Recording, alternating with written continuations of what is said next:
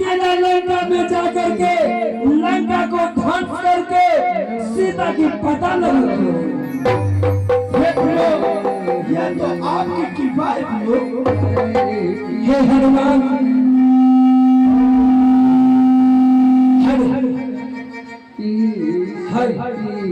हे हनुमान, आप तो जानते हैं कि मैं 14 वर्ष के लिए इस वन में अपना जीवन व्यतीत करने के लिए आया हूँ।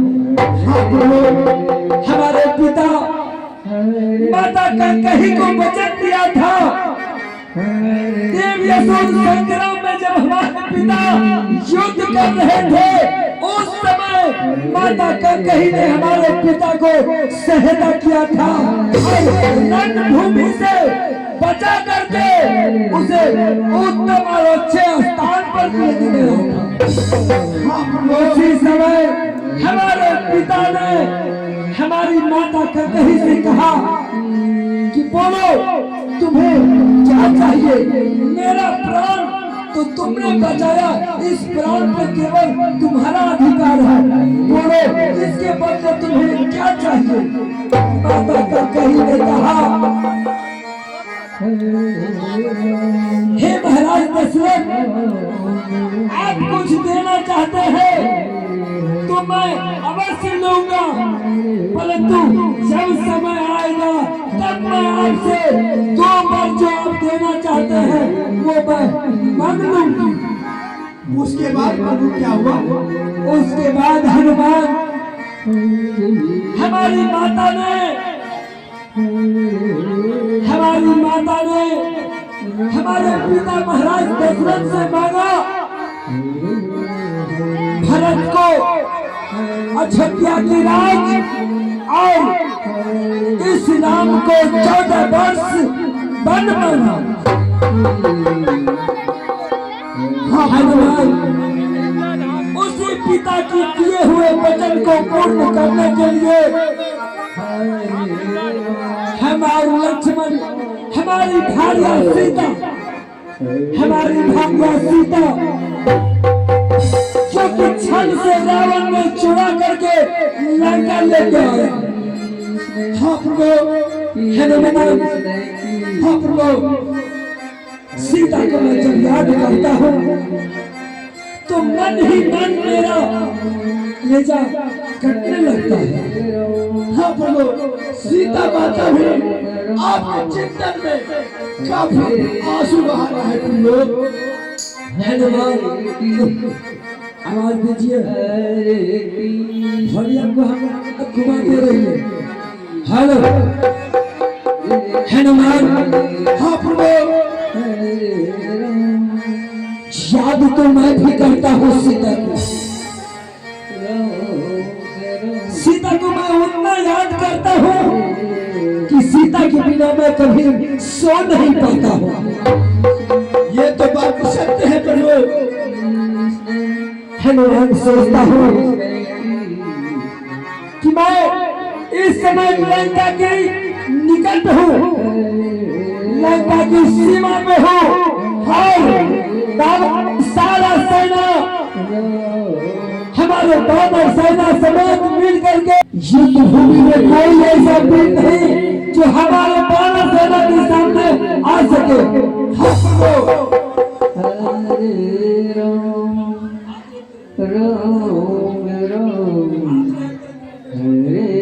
प्रभु हे कृपानिधान, वह लंकेश्वर बैठे हुए नहीं है। हे महाराज विभीषण, जानता हूँ कि रावण सारी सेना अपने पुत्र मेघनाथ जैसे पुत्र को त्याग किया है और मेघनाथ भी वीर गति को युद्ध भूमि में प्राप्त किया है। अपने भाई कुंभकर्ण की परिशोध लेने के लिए वो उतावले होता होगा, ये भी मैं जानता हूँ। मैंने लंकेश्वर अपने भाई रावण को बहुत समझाया कि मेरे बड़े श्रेष्ठ भाई लंकेश्वर, आप जनक नंदनी सीते माँ को आप प्रभु श्री राम के चरणों में समर्पित कर दें। वो तो कृपा निधान है, कृपा के सागर है, परंतु प्रभु मुझे पैरों की ठोकर मारकर लंका से बाहर निकाल दिया प्रभु। ओ प्रभु हे विभीषण, भले ही आपके भाई ने लंका से निष्कासित कर दिया हो, परंतु मैं तुम्हें लंका की राजा घोषित किया हो। और रघुवंशी जो एक बार वचन दे देते हैं, प्राण जाए चाहे रहे, उस वचन को पूर्ण करने में पूरी सामर्थ्य लगा देते हैं। वास्तविक में आप कृपा निधान है, कृपा के सागर है प्रभु। जो आप हमारे दुष्ट विभीषण पर आपने कृपा की है, जो आपने वचन दिया है, हे प्रभु। हे महाराज विभीषण, मैं ये जानना चाहता हूँ कि आप तो लंका में रहते थे, हमारी भार्या सीता किस उम्मीद से लंका में जी रही है? प्रभु इस समय मत पूछिए प्रभु, मत पूछिए। माता जनक नंदनी सीते उसने अपनी पल पल रोती रहती है प्रभु। आपके राज पल पल याद करती रहती है प्रभु। हे महाराज विभीषण, प्रभु मैं चाहूं तो एक ही क्षण में इस लंका को ध्वंस कर दो और सीता को मैं अपने पास ले लूं, परंतु मैं ऐसा नहीं कर सकता हूँ। मैं ऐसा नहीं कर सकता हूँ कि लंका की समस्त असुर और राक्षस दोषी नहीं है, इसलिए केवल दोषी है तो रावण है। हे विभीषण, मैं विधि विधान को कभी टाल नहीं सकता हूँ, इसलिए होने को कौन रोक सकता है? नहीं प्रभु, आप प्रभु बोले सीते किस तरह चिन्ह को व्यतीत कर रही है प्रभु। वो तो अशोक वाटिका के नीचे अपने विश्राम बैठी हुई है, परंतु पल पल आपका याद कर रही है। और उनकी त्रिजटा वो बहुत बड़ी खूंखार राक्षसी उसके पहरेदारी में मौजूद खड़ी रहती है।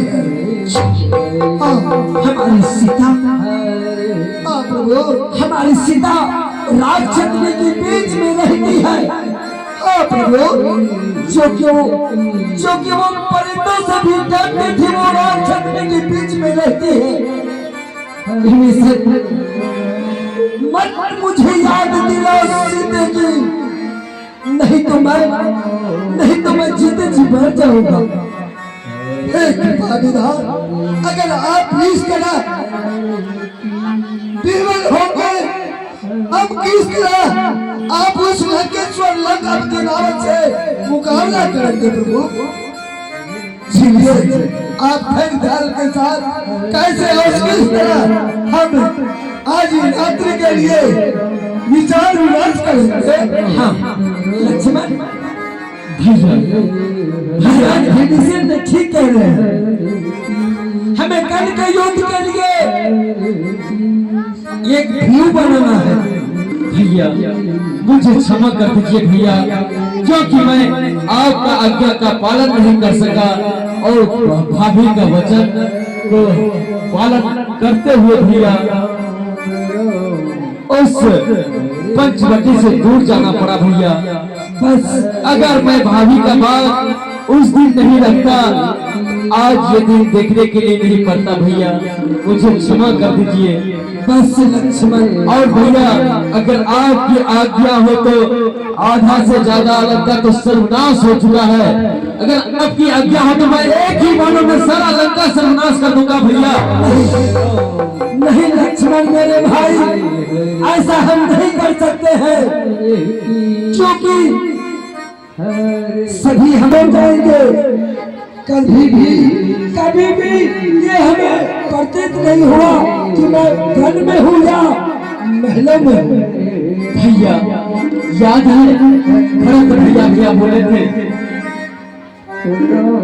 भरत भैया पर मैं बाण उठाया, मुझसे बड़ी गलती हुआ भैया, बड़ी गलती हुआ। मैं तो सोचा कि कहीं अयोध्या वासी लेकर हम दोनों भाई पर आक्रमण करने के लिए आ रहा है। नहीं लक्ष्मण, मेरा भाई भरत ऐसा नहीं है। जो ही तुमने भरत में संदेह करके अपना धनुष बाण उठाया और जब भरत सामने आया तो क्या तुमने देखा उसमें कोई भी भेदभाव नहीं देखा? क्योंकि लक्ष्मण वो भरत नहीं, वो तो बहुत बड़ा महात्मा है, वो तो बहुत बड़ा ज्ञानी है, जो कि अयोध्या की राज एक दीके की भांति छोड़ करके हमारे साथ जंगल में राज अभिषेक सारा सामग्री लेकर के वापस लेके आया था। हाँ भैया, और उस समय हमने किसी का नहीं सुना, क्योंकि मैं पिता को वचन दिया था कि पिता आपका पुत्र योदान आपके दिए हुए वचन को पूर्ण करने के लिए 14 वर्ष बन जाएगा और 14 वर्ष बाद में रह करके इनसे अयोध्या लौट करके भैया उस समय भरत भैया क्या बोले थे याद है?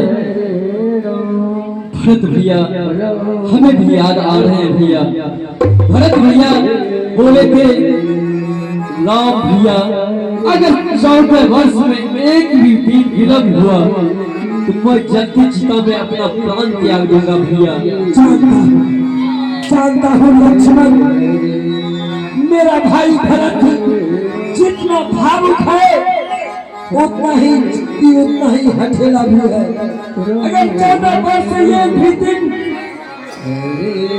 देर हुआ तो सचमुच में मेरा भाई भरत की चलती चिता में अपना प्राण दे देगा और मैं ऐसा होने नहीं दूंगा, क्योंकि मैं लेकर के 14 वर्ष पूर्ण होते ही अयोध्या जो पता लगाना चाहता है वो हमारे दल से वो आराम से पता लगा सकता है। मैं उसे रोकूंगा नहीं। मैं तो कहता हूँ कि रावण अभी भी हमारी सीता को सम्मान समेत हमारे चरणों में समर्पित कर दे तो कदाचित मैं उसे माफ भी कर दूं। हाँ प्रभु, परंतु इस समय हमारे जितने भी रावण दल के पात्र हैं हम सभी को सजग रहना, सतर्क रहना आवश्यक है प्रभु। विभीषण जी, आप चिंता मत करें, क्योंकि प्रभु का रक्षा करना मेरा कर्तव्य है। आप संकोच मत करें, क्योंकि जब तक पवन पुत्र हनुमान है तब तक प्रभु श्री राम को कोई छोड़ नहीं सकता।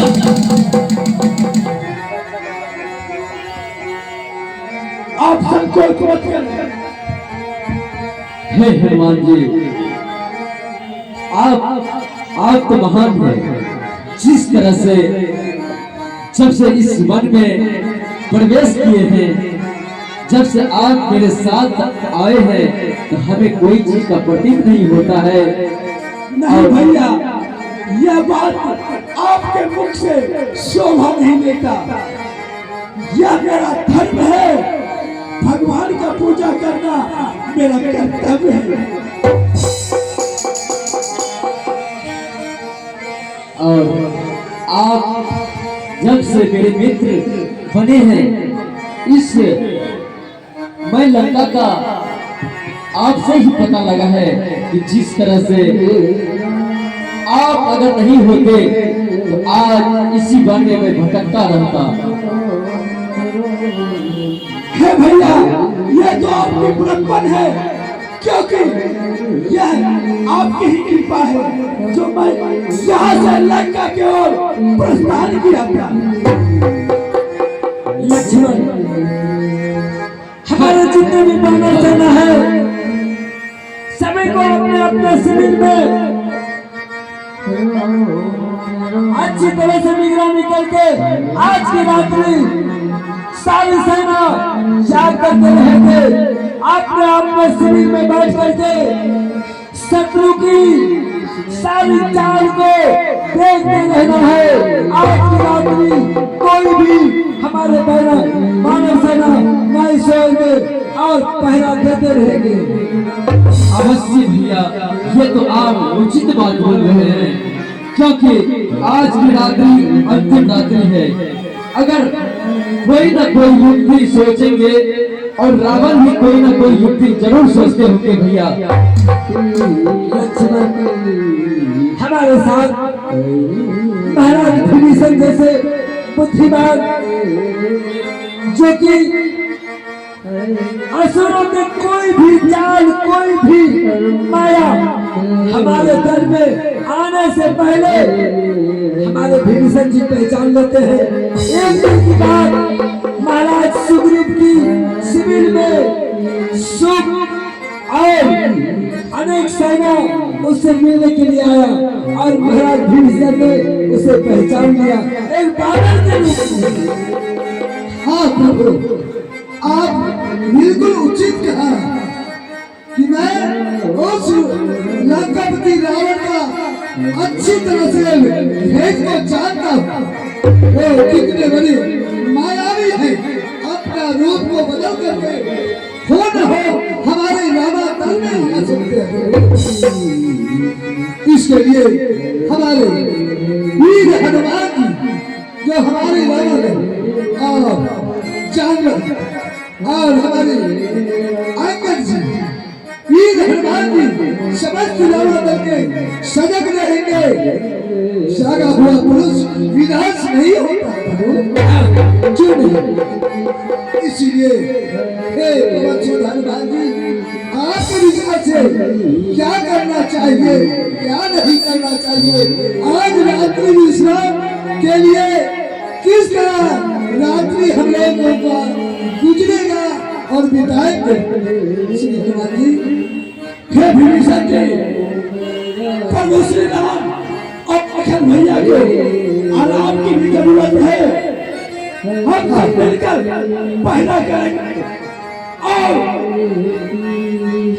यह शिविर में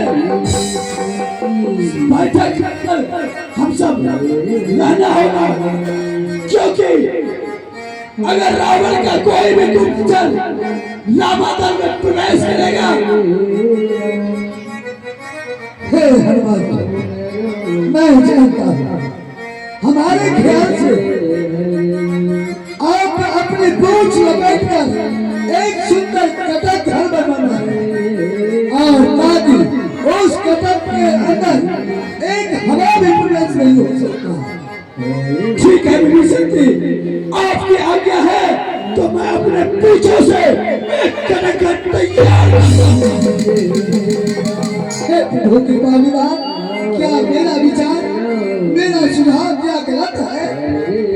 हे मेरा विभीषण, हाँ प्रभु, आपका विचार कभी भी गलत नहीं हो सकता है, क्योंकि शत्रु के सामने सर्वदा सतर्क रहना यह बुद्धिमानी है।